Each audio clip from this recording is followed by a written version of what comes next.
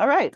Welcome everybody to our second Inspire Me Forward conversation. And I am Linda Watson, and I am so happy to have Kim Hallin with us here today.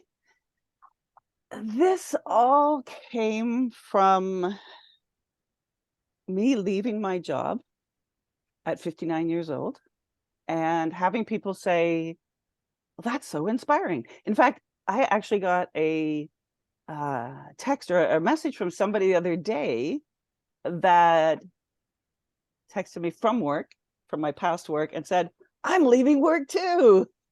So Oh my gosh. I'm so happy for you. And none of it was, there's no animosity. None of it was for reasons that nothing bad was happening, but it's just a change in life. But it was so nice to hear that. So I made this change. A voice in my head told me, like, you just got to do it. I found a letter of resignation in my diary from a year before I actually made the change.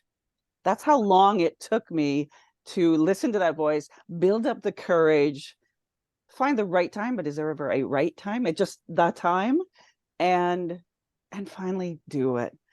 But then that was not the last step. There was one more step to sort of tip me over, push me over the edge, so to speak, of that beautiful cliff. And an old friend got in touch with me, and Addie's here today. So Addie, if you come on screen, I'd just like to thank you. Addie got in touch with me, and she was calling a list. Addie, tell me what the list was. Can you share? Yeah, I was having a conversation with one of my best friends, is Constable Megan Kruk, on Christmas about how much there's a lot of negativity, and we want to get rid of the negativity and talk about people who inspired us, made us who we are today and why we keep doing what we do. So I work in social services and the police. She worked as a police officer. And so we said, we need to make this change. So let's start thanking the people. Let's make a list of the people that made us who we are today, right? The people that really stuck with us, whether it's, how they did something, how they thought, it's just stuck with us. And you were one of those people. And then on New Year's, she passed away in a tragic accident. And I was heartbroken and decided to finish my list and finish off the list, her parts of the list. And I finished my list. I finished part of her list, and Linda was my last one that I was trying to get a hold of. And she answered, and I just told her how she changed my life. And the short time we knew each other, it felt like a long time. And yeah, Oh, you stuck with me. thank you. Thank you so much. And that was what I needed. That was that last little nudge to say that I always have if I have an idea, I hold it in my heart. And if it stays with me, then I know to do it. Like, I know to go forward. And this was that last piece of just filling up my heart with that idea and going, okay, go. So Addie, thank you from the bottom of my heart to the top of my heart. Thank you for calling me. Addie and I used to work in the same cubicle, and it was what was it? We called it the what was Queen thing. we were the queens of our castle, and Yeah. we would print out castle outlines and put them on the outside of the cubicle, and you had to knock before you could come in. Anyhow, we had a great time working, but it was yeah. So thank you, Addie. Thanks No, for thank you. I mean, we're here today because we're here yeah. because you So do. thank you. Okay, thank you. Okay, so with that being said, let's jump right into our first conversation.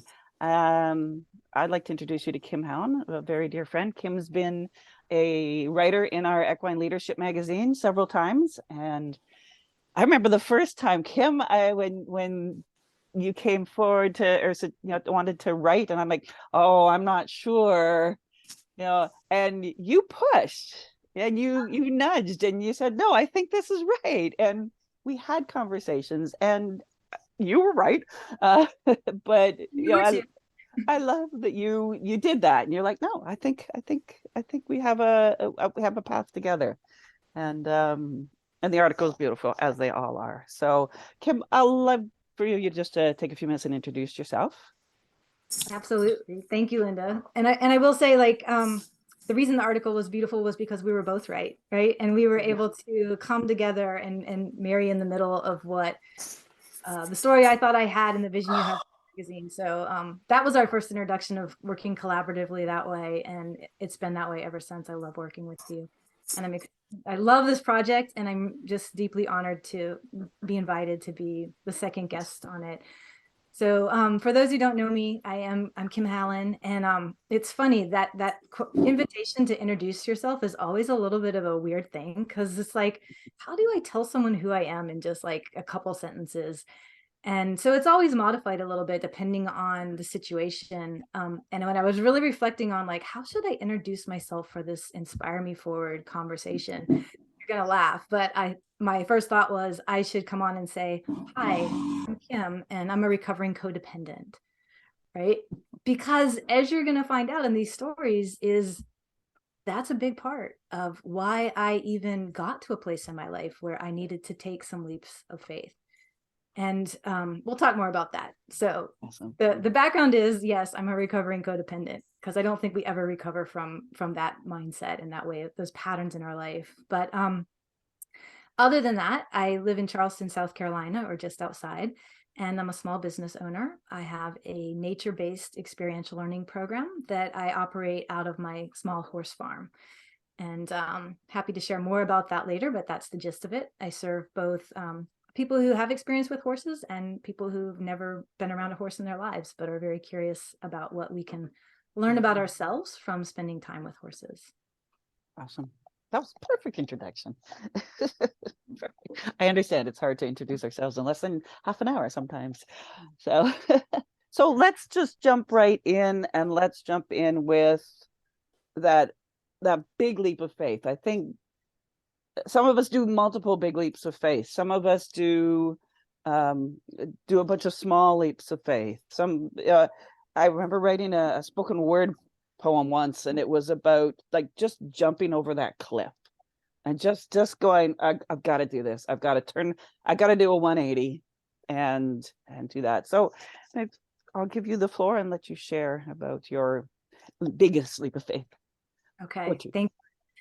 And we had talked about that there's probably two I wanted to talk about today, and you were saying, let's just go with the biggest one first. And the more I reflected on that, I realized that my two leaps of faith are deeply interconnected, and they one led to the other. And I can't really talk about the second one, which was the biggest one we were going to talk about, without first talking about the first one. So I think I'm going to combine it into one story that kind of has chapter 1 and chapter 2.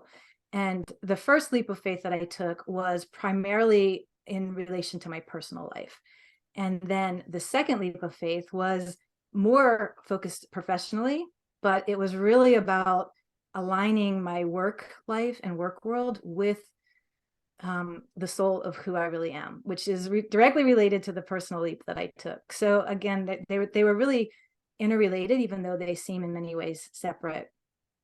So the first leap of faith I took was, on the surface, it seems like the leap was that I left a 17-year marriage, which is a huge leap of faith. Leaving any long-term relationship is a leap of faith. But the more I really dug into it, there's something else that was actually the leap, and that's what I'll tell you about in the story.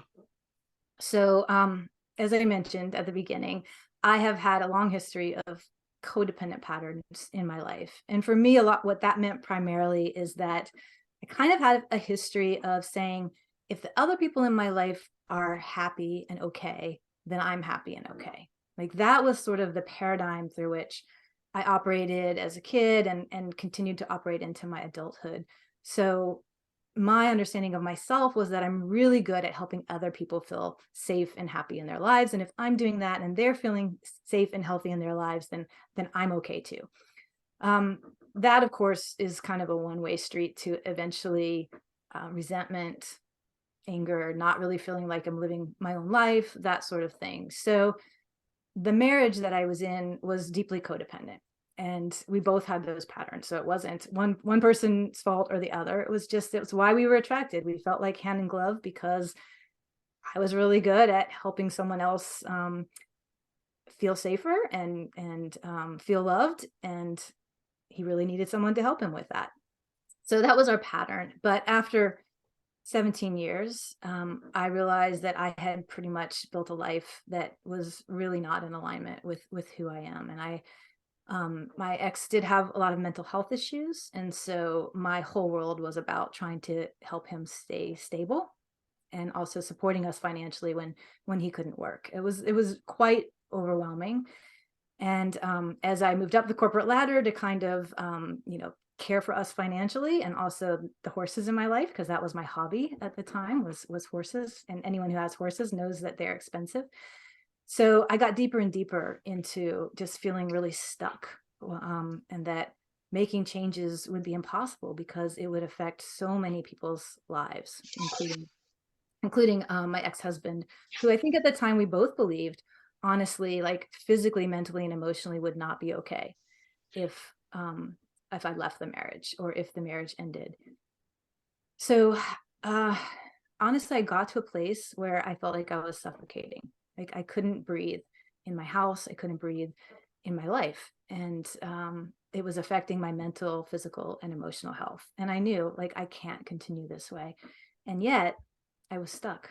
Like I said, I knew pretty early on in the marriage that it was unhealthy. And yet I stayed for 17 years. Many years of marriage therapy hadn't helped us fix the underlying problem, the underlying unhealthy pattern. And so even though I knew there needed to be a change, I couldn't even fathom making that leap of faith because I was so afraid of not just the finances, that was scary, but more afraid of like letting down or hurting the other people in my life that I felt like depended on me being the rock, being the stable one.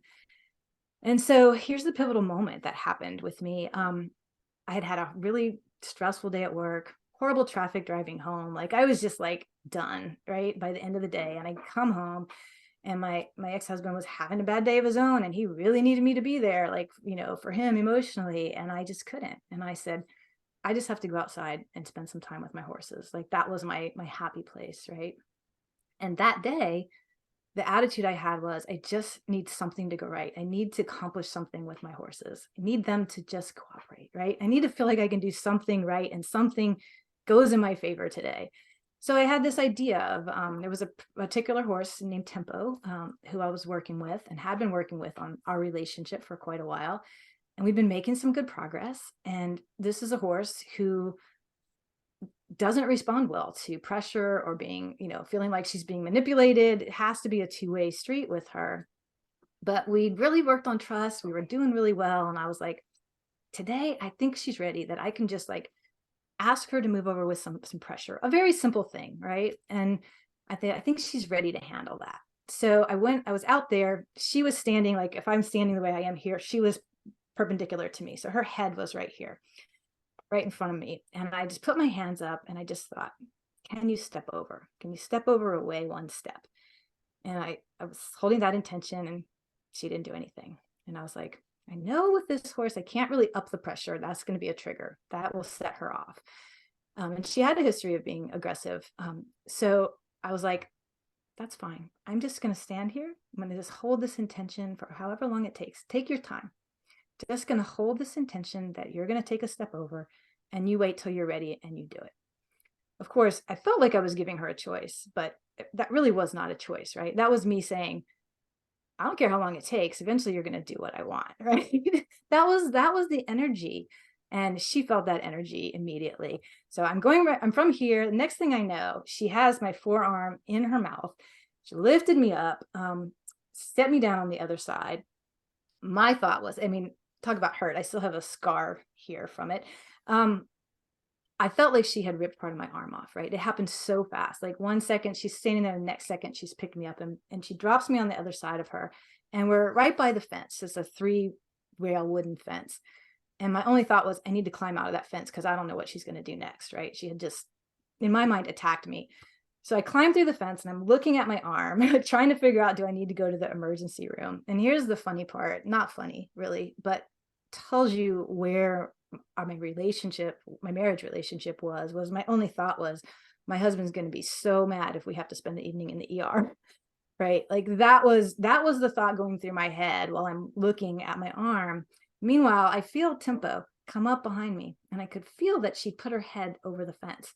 And of course I was like, is she gonna try to rip my head off now? Like what's happening? And I look up and she just had the softest, most beautiful expression on her face, ears forward. And I literally heard in my mind, I heard her say, I didn't want to do that, but I had to. And I just washed over me, started bawling right there. What I knew in my heart was, my horse has more self-respect than I do. That was the message. And it was in that moment, as I sat there thinking about this domestic captive horse who was basically saying, I don't care who you are. I had raised her from birth, right? I don't care if you care for me every day, you love me, I love you. That's not an acceptable way to be treated in this relationship, right? That's not what love is, for you to manipulate me and not hear what I have to say, not consider my experience in this relationship. And it was that model.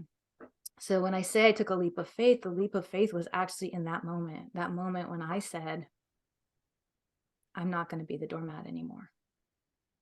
If my horse can have self-respect and decide for herself how she deserves to be treated, I can do that too. And I knew that everything was going to change, right? If I made that shift. I didn't know what. So that's where there's that leap of faith, when you're like, I'm going to make this change, even though I don't know what that means. I think in my heart, I knew it would be the end of the marriage, because it wasn't the model that she showed me of like, be aggressive or fight, right? That wasn't the takeaway. The takeaway was, do whatever you need to do to make sure that pattern doesn't continue, that dynamic doesn't go forward. And for me in my marriage, what that meant was, we tried for many years to change the dynamic unsuccessfully. So the answer there was, I needed to remove myself from that situation in order to not allow that to happen to me anymore. So that was the thing that I needed to do. Tempo needed to do something different, right, in that moment. But so that was the first leap of faith. And it did end with me leaving my marriage, which was a very scary thing. But I had already, the moment I sat there and said, I'm not going to be that person anymore. Carrie, if those of you who were at the conversation last time, and Carrie talked about looking in the mirror and recognizing that she was behaving like a battered woman, but her soul said, I'm not a battered woman. It was that same thing. I didn't have an actual mirror, but Tempo was my mirror to say, look at yourself. Look what you're allowing to have happen. You're making that choice, right? You're behaving in that way. So it's that moment of seeing ourselves and seeing what needs to shift in order for us to make a massive change in our lives. So that was the first one. And then to show the link between these two, I have to tell a little bit of an interim. And so many things that go with anyone who's been through a divorce, and how much your whole life changes as a result of that. Your friendships change, the way you relate in the world changes, who you see yourself as changes. It's a very lonely place. And there was a really interesting thing. So work became like that was my world, right? My career was the thing that stayed stable when everything else in my life was changing. But I had always been someone who kept, for multiple reasons, my work life and my personal life very separate. And there weren't very many people, my peers at work knew that I had a farm and I had horses, but that was really all they knew, right? There really wasn't much else that they knew about me personally. But there was a coworker at the time. We were both administrators at the college, and he had actually been really a mentor to me when I first moved up the ranks into kind of a cabinet level position at the college. He had been a very professional mentor to me at that time. And he was someone who really took an interest in who I was. And I had people at work knew that I went through a divorce and I changed my name. So it wasn't like that was a secret. But he was one of the few people who, when he would see me, would not just say like, how you doing? But he'd be like, no, really, Kim, how are you doing? Right. And he and his wife actually took me out to dinner a couple of times. And his wife had been someone who'd been through a really similar type of marriage and divorce situation. And she knew, how hard that is and what a big deal it is to recreate your life after that. And so we had become friends as well as professional peers. And then he retired from the college. And at that point, I was serving also as the executive director of the foundation at the college. And as a retiree of the college, he then joined the foundation board. He had already been a donor. Many college employees were donors, but he and his wife became major donors, and he became a board member. And this leads into the next story. So as I got to know them, somewhere along the line, I told them this story about tempo, the one that I just told you guys. And they were fascinated by this, right? And fascinated by some of the things that I told them I had learned about life from my horses. And I had started at that point, after the divorce, one of my friends, a female friend who was going through some challenging times in her life, she had started to come over on Sundays, and we had what we called horse church, where we would just hang out with the horses, debrief about life, like see what we could learn from the horses. What messages did they have for us? What wisdom? And I loved these sessions. It's kind of the basis of how I learned about what I do in my work now in my business. And Skip would, this was the gentleman who was on the board. He would ask me questions about it. He was really quite fascinated about the whole thing and about the horse's role in my life. And so he got to know horse church, and he'd be like, what stories do you have? After our board meetings or committee meetings, he'd ask about these things. And so a couple of years go by, right? And eventually he was like, I have to experience this. Like, you talk about this. I really want to come out and do this with you. I want to meet the horses. And this was like I was very like, these worlds have to stay separate, right? It was very intimidating to me to think of having a professional peer, mentor, a board member come out to the house, meet the horses, and for me to try to like, can I make this magic happen with someone like on demand, right? I was like, I don't know. So I was kind of like, I don't know. And he's like, seriously, I just want to come out. So I finally agreed, come on out. So he came out one weekend and was here for about 3 hours. And all I can say is the magic was out of control. He had an experience with one of my geldings who was the herd elder that was profoundly life-changing for him. What I didn't know going into that session was that he had been having a very hard time in his own identity after retiring, of figuring out where he has worth and value and a bunch of other things. And he had some huge epiphanies that day in the paddock with the horse. And at the end of that session, I remember leaning on the fence together, and he looked at me and he said, Kim, you are really good at what you do at the college. Really good. But this is what you were born to do. He said, this is what you need to be doing. This is pure magic. Other people could do what you do at the college and do it well, but I don't think anyone could do what you just did in the way that you just did it. And that was profound. It was deeply affirming for me. And that was when I admitted to him, I would love to do that. I've dreamt about like doing that, about doing what my passion is, doing what I love for a living, but I'm terrified. I've just been through a divorce. I barely feel like I'm on financial footing again. I have all these responsibilities at the college. I had a staff of like 8 people. There were so many things. Again, that codependent pattern of me feeling like I'm responsible for all these other people's happiness, right? And well-being, and all this stuff relies on me. It's really quite kind of an egotistical perspective, but that's how I felt, that there was no way after the big leap I'd taken and survived that I was going to think about taking some other crazy leap, even though all I ever wanted to do was think about and talk about what was going on with the horses, and the job was just this thing I had to go do, right? Not that there was anything wrong with the job, but that was really what it had become. And he could see the difference in me. He's like, you light up when you talk about this, So we had that conversation. He planted the seed. He was like, you're a strategic planner. He's like, you can do this. You can figure this out. Like, start working on a plan. Start working on a plan if this is what you want to do. Right. So he was this like cheerleader for me. But of course, I was just terrified. That was such an overwhelming thought. So more time goes by.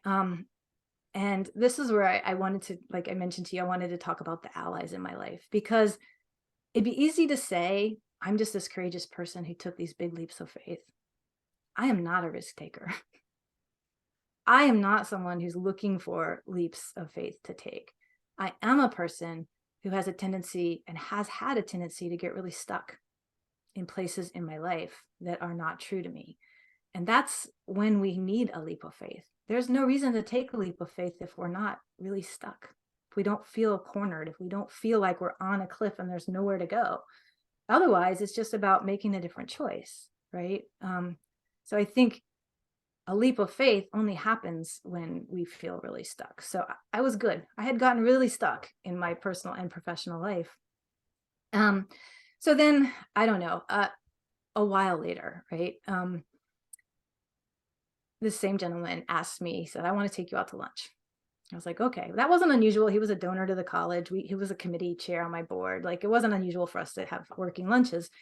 But we get to lunch and he's like, so have you been working on that plan about the horses, about your business? I was like, well, yeah, I mean, I've been thinking about it. And he's like, no, I know you. He's like, I know you. I asked you to put together a plan. I'm sure you have a plan. You're a strategic planner. Like, what's your plan? And I was like, the big roadblock is the finances, right? I said, I've been started saving, but it's going to take a long time before I feel like I have a nest egg enough that I would feel safe taking that kind of leap. I've got these horses that are responsible for me.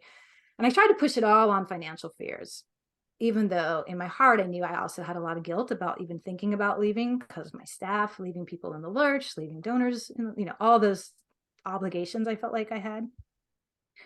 And he just kind of called me on it all, right? And he's like, well, what's the number? What's the number you think you need to save to feel comfortable taking this leap? And I was hemming and hawing, and I wouldn't tell him the number. And this is like a movie out of a scene out of a movie. He literally takes the like paper napkin on the table and he like slides it over to me and he's like, write the number down. I was like, I'm not going to write that number down. He's like, yeah. He said, write it down. It'll be more real. If you write it down and you show it to me, it's like saying it out loud, right? So he knew like I needed to take this step to make it real. So I write down the number. It was a 5-figure number. It was not a small number. And I handed it back and he's like, okay, that's a number. And he's like, you think it'll take you like a year? I said, yeah, maybe a year and a half. You never know what's going to come up, but a year and a half or so, I'll be there. So we leave lunch. He's like, okay, good. Got your plan. We leave that. Literally like 2 weeks later, he's like, my wife and I want to take you out to lunch again. I'm like, okay, whatever. Like, here we go. Right. So they take me out to lunch. And this time they say, we've been talking about it. And well, no, first he said, have you thought about taking out a loan? You could take out a loan for this amount. This isn't that big a loan. There's small business loans all over the place. And I was like, that bumped up on one of my other core things. My core belief is debt is horrible. Debt is failure. Don't get in debt, right? All this stuff. I was like, there's no way I'm going to take out a loan for something that I don't even know I could make money at. And I have no idea if I would pay it back. Like that is, I'd rather wait until I have saved up the money. So I have all these like blocks to everything he's saying. And then they sit there for a minute, they look at each other and they're like, well, we kind of thought you were going to say that. So we want to loan you the money, interest free, and you can take as long as you want to pay it back. You'd think, right, I should jump at that, right? But me, I was like, oh my God, no, like you're friends. There's no way. I don't want to owe money to friends. I don't know if I could ever pay you back. There's no way. Because I was always thought of myself, I'm the person that helps other people be okay. So this got into like the challenge of receiving, right, as well, receiving help when it's given. So I just kept blocking. I said, I don't want to have that kind of dynamic between us. I don't want to owe you guys money. I don't want to feel like I owe you money. So they were honoring. They're like, okay. We leave. He's like, think about taking out a loan. You're a great bet. Nothing better than betting on yourself, right? And so 2 days later, I get a call at home in the evening. They're both on the phone. And they're like, we've been talking about it some more. we want to give you the money. We want to gift it to you, not alone. We just want to gift it to you. We can do this. We've talked to our tax person. If we both do our individual giving for the year, get maximums, we can gift it to you. Of course, I'm like, oh my God, you can't do that. And they were like, of course we can do that. And I knew, because I'd been working with them as donors, I knew they could afford it. It wasn't going to be a hardship for them. It was more about me and my resistance to receiving. And then his wife said to me, you know what I'm about, because I knew her as a donor too. She was passionate about helping women follow their dreams, right? Rebuild their lives. This is what she loves doing. She said, there's nothing that would make me happier than to help you do this. They put me in a place where it was like, we've taken away all the obstacles you say are holding you back. What are you going to do now? Right? And I had to sit there, and I had that moment again, another moment of in the mirror. I was like, are you crazy? People dream about having somebody who believes in them enough to want to give them money to start something. And my inclination was to say no. There was too much guilt, too much fear. But I was able in that moment to say, at least, let me think about it, right? To not say no. And again, we talk about the leap of faith being leaving my job to start the business. Frankly, the leap of faith was to say, I believe in myself enough to let someone help me, right? I believe in myself enough to say, I'm worth this investment. I can make this work. I believe in myself that I can do this. I knew, I wasn't going to take money for something that I was going to succeed, right? Like, that was another thing. It's like, no way I'm going to fail now. Like, this person believes in me. But again, it was that mirror of seeing a pattern in myself, of thinking about everybody else's needs first, thinking about all the reasons why I shouldn't focus on myself. So that was, again, the leap of faith isn't always, in my mind, what it seems like it is. Yeah, I'll stop there. Ooh, I think we all need to take a breath. Thank you for sharing that. How did it feel when you did take that leap? When you did step into that? How did that feel for you? Well, the initial feel for me, both times, the initial leap of like, I'm shifting this big thing, and I know it's going to mean that my whole world is about to change, and I don't know what the outcome is going to be. My first feeling was relief, like that relief of like, everything just let loose. All this that's been making me feel constrained and trapped is gone, right? So there's a moment of like, oh God, release, relief, right? Not long after that is just the overwhelm, the terror of like, what have I just done, right? It's not this necessarily beautiful feeling. And it's a feeling of being really unmoored. I'm someone who likes to know where my footing is, right? Like I said, I'm not a huge risk taker, and you suddenly feel like you don't know what's solid to hold on to, because the only thing solid to hold on to is your belief that you're going to figure it out, right? I'm going to figure it out for myself. I was good at figuring out other people's lives, figuring out how to get other people okay. It was different to think about, I'm capable of doing that for myself. Yeah, so that feeling of overwhelm, and then looking for help, I guess, like recognizing all the things that I didn't know, and learning to look to other people and other resources to say, how do I navigate my way through this, right? What's the baby step? What's the first next step I need to take? Exactly. And then what are some resources for that? So I got real strategic kind of about it after that. So the strategic thinker actually did come out. Did, yes. It was interesting. You said something in there, is that I'm responsible and I'm not responsible. And it really brought me back to it's something that Buffy Sainte-Marie said. And Buffy Sainte-Marie is a Indigenous Canadian singer-songwriter. But more than that, she's an elder and such a wise woman. And somebody asked her about her going on stage and all the people and her songs, and she just stopped the interviewer and she said, I'm not responsible for how much they like my songs.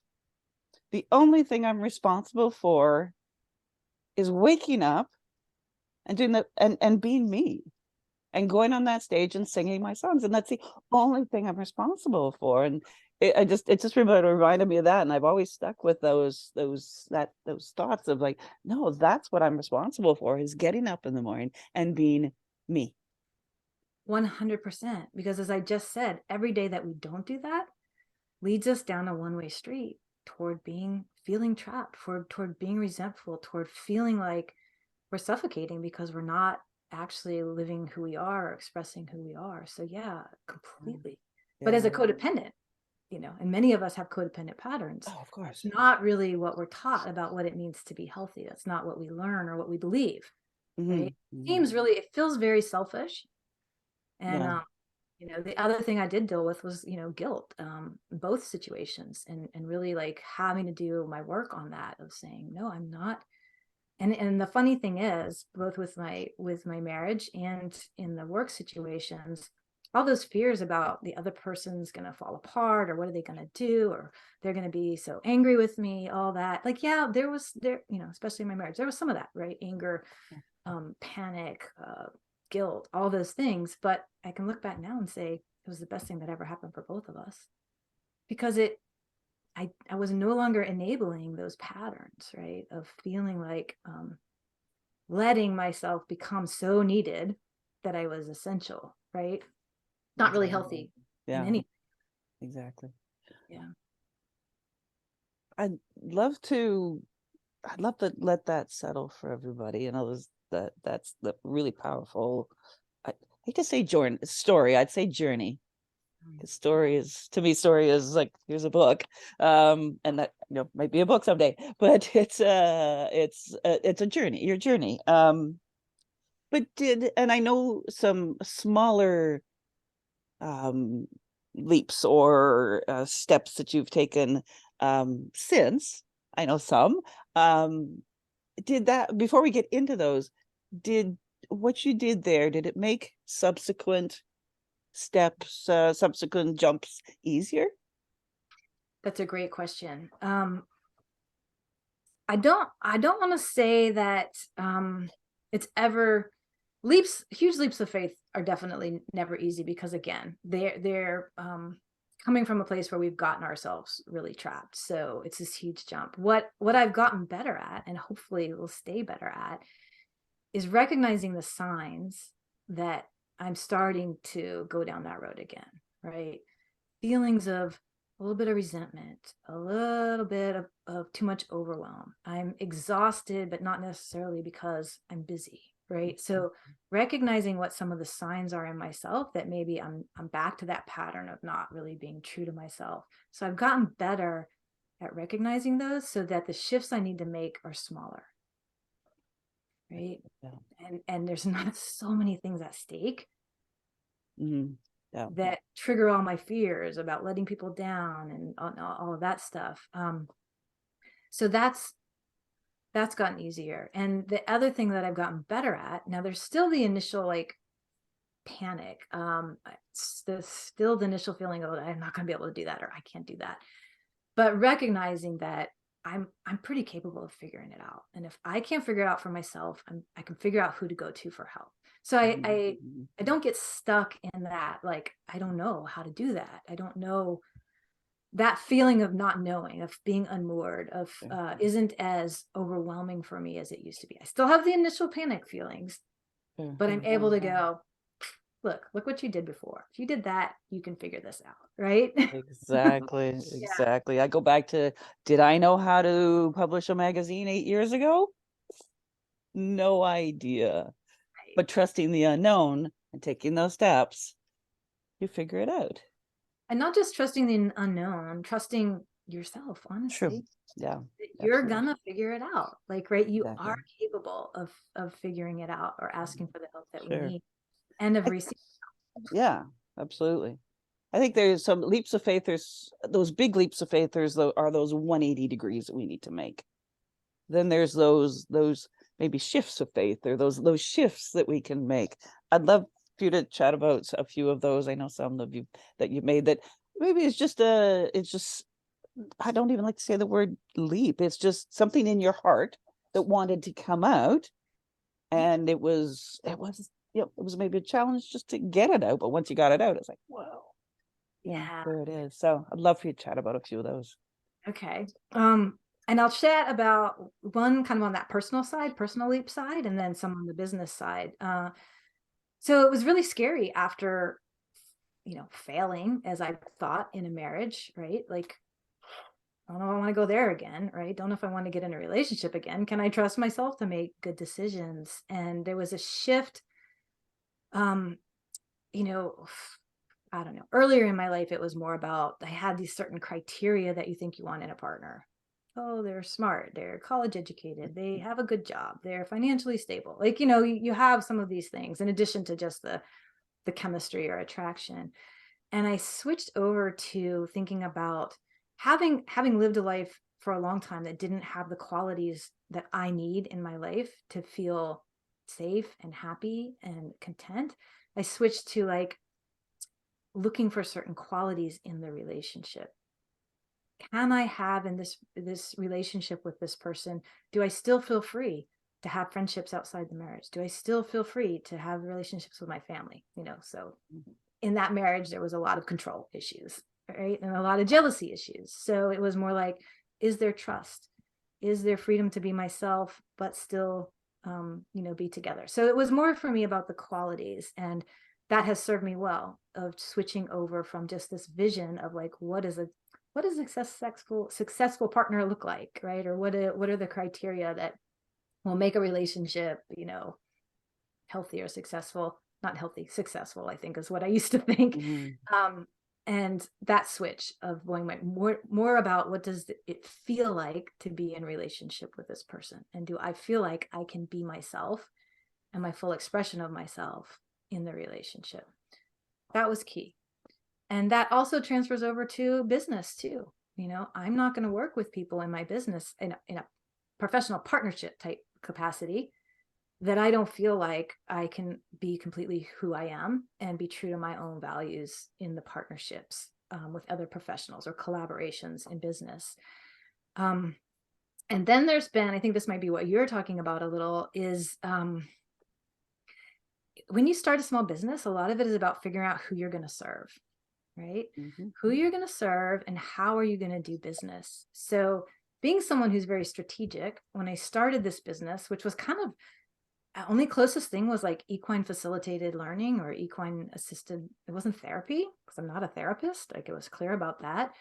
And I looked at what some of the models were and some of the certifications out there of how do you do this business? Because I was all about professional, right? I want to get a certification. I want to do this right. What is the proven method? And when I looked at some of those certifications, the whole reason I got into this was because my horses showed me that by teaching me how to be in healthy relationship with them, where I honored them and I listened to them and I built trust and we had honest communication and I wasn't forcing them into things that they didn't want to do or feel safe doing, that was how I got into this whole thing. And most of the models for equine facilitated learning, frankly, the horses were kind of treated like tools, right? The horses were just a means to an end, and they weren't really their voices, and what they had to teach, their wisdom that they were bringing wasn't really at the center of it. And I had promised my horses, believe me, after that episode with Tempo, it was like, I understand now, like this is a role in our relationship and I honor it.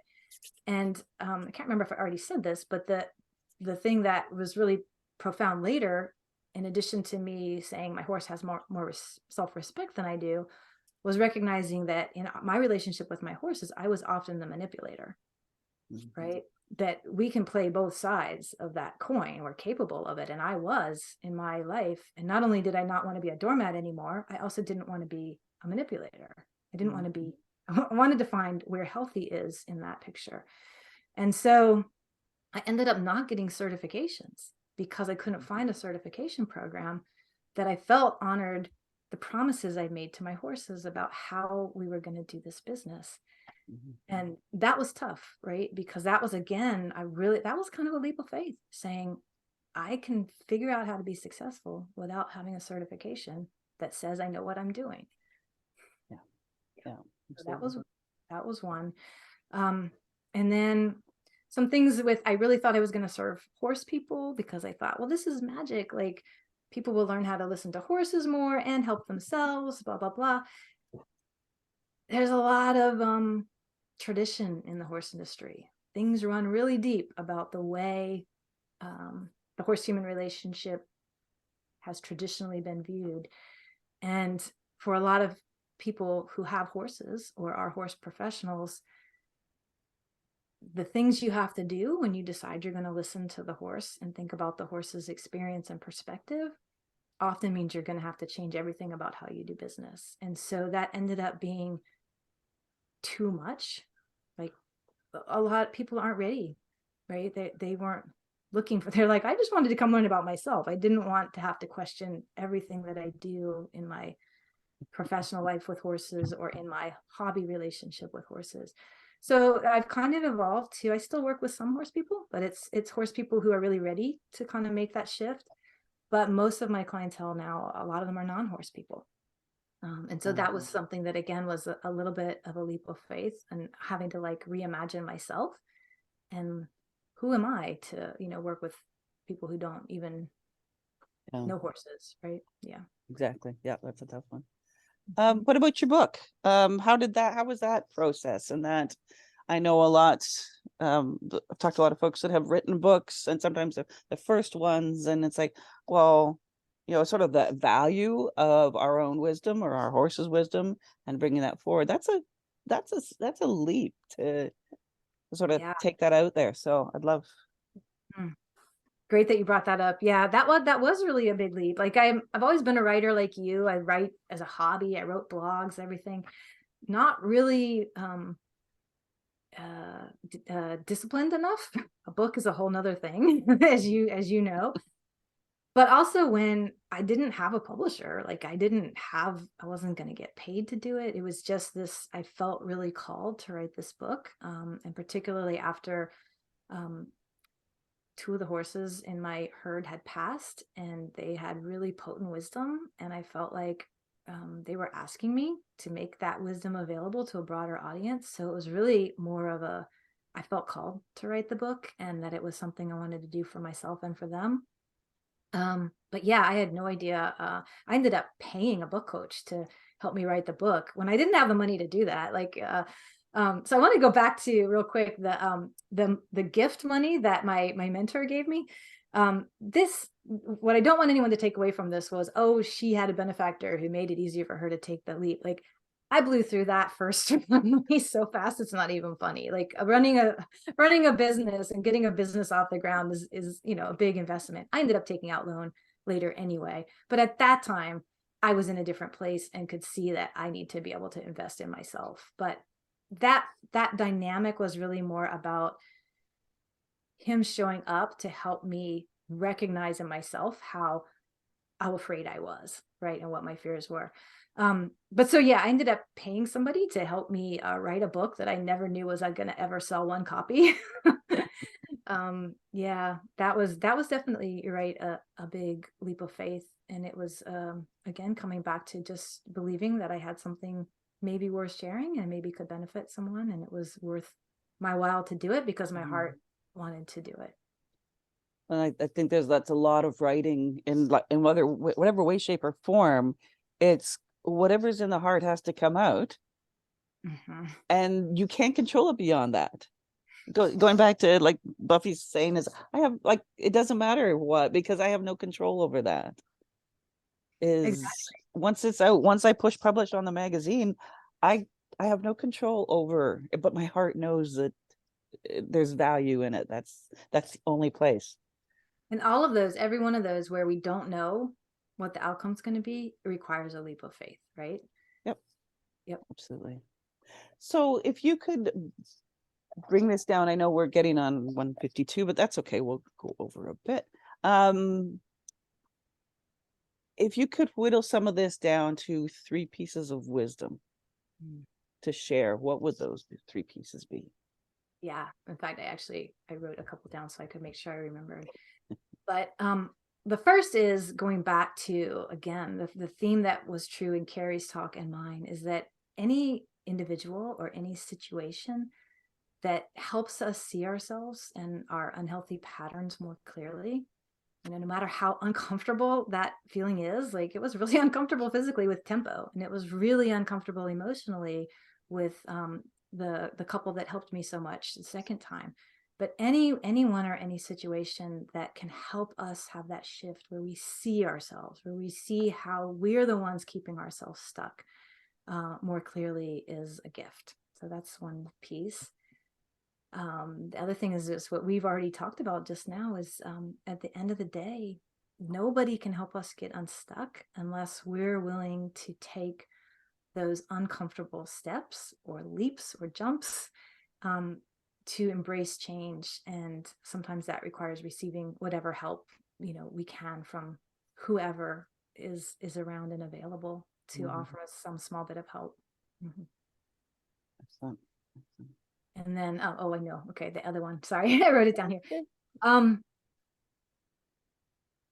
Just reiterating again, anytime that our choices and behaviors are motivated primarily by fear, shame, guilt, any of those kinds of motivators, and I think a lot of us, fall into those patterns sometimes, we're heading down a one-way street to becoming emotionally trapped or feeling like we're emotionally trapped. So we can't let that become the pattern of how we operate. If we do, we're going to end up finding ourselves in a place where we feel like we have no choice but to either just suffer or take a leap of faith. Yeah, absolutely. Absolutely. Perfect. Love the wisdom, all of that. So if you could give us a call to action, something that in the next little while we are challenged to do or to think about. I would say in small little ways, or anytime you have an opportunity, have the courage to see yourself the way someone else sees you. Tempo did what she did because she believed I was capable of relating to her in a different way. Not only she deserved it, but I was capable. And my friends, my peers and mentors did what they did because they believed in me more than I believed in myself, or it felt that way, right? And that's what they showed me. And it was having the courage to say, I can see myself the way you see me. You see me as a sure bet, right? As a great thing to take a risk on. And if they could see me that way, why can't I see myself that way? So just having the courage to let yourself see yourself the way someone else tells you they see you or shows you they see you. Sure. Or see yourself like a horse sees you. Wow. Well, thank you. There's a lot in there. Oh, wow. Carrie's giving hundreds and hundreds of hearts. Thank you for being here, Carrie. I was so inspired by your conversation last time. So tell us what you're doing. Tell us what you've got on. Gosh, I have a lot going on now. So let's see where I've gone since I started the business. I am doing family retreats here at the farm. I am doing private sessions. I have a really fun program called Spirit in a Body, where we talk about what does it mean to be spirit living in a physical form, whether it's human or horse or pig or reptile. I've got all these at the farm, and it's really about everybody's individual spirit. We have a chance in our physical form, like all the things we get to do as humans through our physical bodies that we have the power to do. Like that's what we're here for, is to explore what that's all about. So that's a fun program. I've also been really committed. One of the things that my mentors who helped me out when I started my business, they said was just pay it forward. We don't care how you do it. It doesn't have to necessarily be financial. Pay it forward. And I've really wanted to do that. And so I have a program called the Urban-Equine Connection program, where I actually find sponsors to help us be able to bring families or nonprofit groups who couldn't otherwise afford to be able to come do a session here, to have free sessions with the horses. So that's one of the ways that I'm paying it forward to for communities that don't normally have access. Nice. Tell us about your book. for those Yeah. that don't know? My book is called Horse Wisdom, Life Lessons for Humanity. You can get it on Amazon or Apple Books or Barnes & Noble, pretty much anywhere online, or on my website.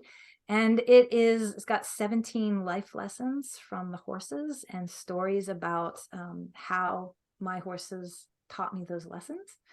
And yeah, it's a fun book. Such an awesome book. Such an awesome book.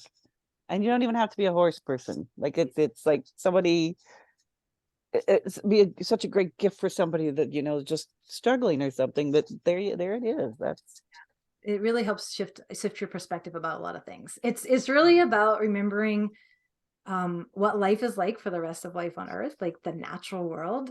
We get really caught up in a lot of convoluted things in the human world that are purely human, that we've created. And so the book really, from the horse's perspective, which is really the natural world perspective, how do we relook at this in a healthier way? sure. Yeah. Absolutely. Oh, that's wonderful. Isn't it interesting when you're talking there? I'm thinking of like when we've had a paradigm shift in our lives, we're more apt to share that and inspire others. And it's just this beautiful, I just think of this like this spiral going along, and it's just this beautiful that, you know, when we do have it, it's like, okay, I'm going to share that with other folks, and that's going to, you know, it's inspirational, but it's more than that. We feel like we have to, yeah, we want to pass it on. And Yeah. yeah, so I also have a Patreon community where Yeah. it's kind of a book club. Once a month we take one of the lessons in the book, and then we just open the discussion. That's our launching place, and then we're talking about how do we incorporate these lessons in our lives. So that's fun too. Yeah. Awesome. There's so much going on. So we're gonna stop recording here. If folks would like to stay, and we can stay and chat for a little bit or do some Q&A. But for that, thank you, Kim, for being here. Thank you all for being here to be inspired. Thank you for inspiring us. Not to say one or a few tears didn't shed there, but I see them as tears of recognition and tears from the heart to say, I hear you, I feel you. So Absolutely. thank you for that. And thank you for those that are watching this or here now. And thank you for those that are watching this in the future. I will put up a summary of what I'm going to try to summarize this. And I'll put that up in the next little while. So just let me